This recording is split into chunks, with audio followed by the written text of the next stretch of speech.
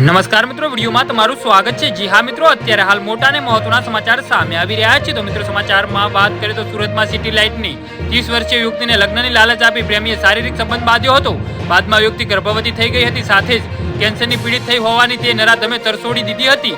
જોકે કેન્સરની સારવાર દરમિયાન પણ નરાધમે યુવતીનો દેહ અબડાવ્યો હતો। જી હા મિત્રો, અત્યારે હાલ મોટા અને દુઃખદ સમાચાર સામે આવી રહ્યા છે।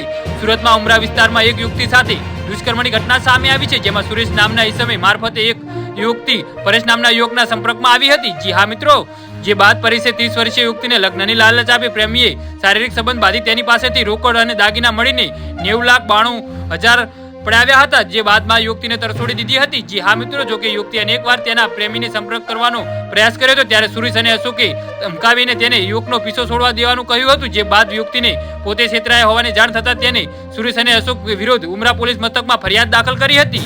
જી હા મિત્રો, તો આના વિશે તમારું શું કહેવું છે તો નીચે મારી કમેન્ટ બોક્સમાં જરૂરથી જણાવજો અને મારી YouTube ચેનલને સબસ્ક્રાઇબ કરવાનું ભૂલતા નહીં। વિડીયો પૂરો જોવા બદલ તમારો ખૂબ ખૂબ આભાર।